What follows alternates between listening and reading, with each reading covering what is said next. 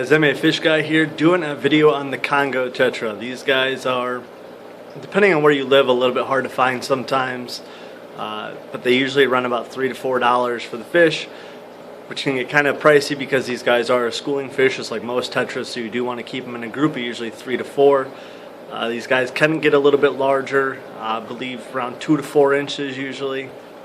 But the water parameters are kind of easy for these guys. They're not as sensitive as some of your other more delicate tetras out there. These guys can take a wide range of pH from 6.0 to 8.0.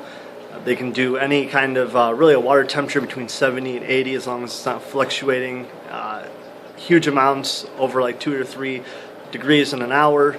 But they are real beautiful. They have a real nice long flowing fin once they get a little bit older, and the iridescent shimmer of them is just beautiful to look at. When you get these guys in a school of them, it's just something to really look at in a tank. It's a nice display piece.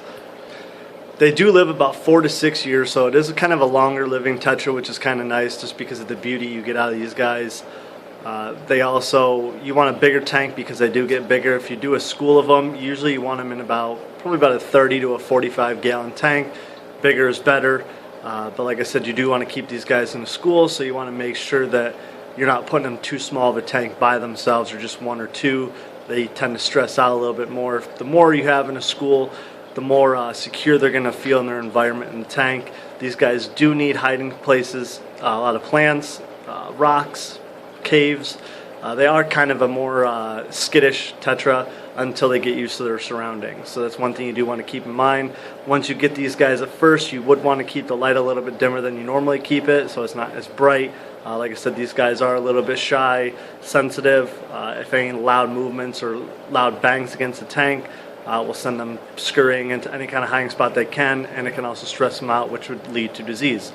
Also, these guys are really peaceful. They're not a huge fin nipper, so like some of your tetras are.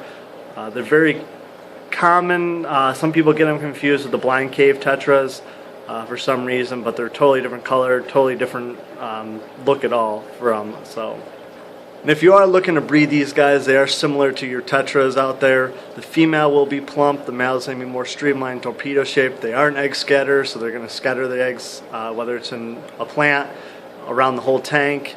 But the breeding is triggered by a cooler water being introduced into the tank during water changes, basically mimicking their behavior in the wild of a big rainstorm, and that's basically what creates an overabundance of food, which triggers them to breed because they know there's going to be enough food to supply the babies from when they hatch.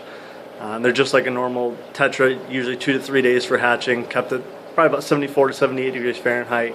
And then free swimming, feed them the normal baby brine shrimp, keep up on the water changes, you'll get good results.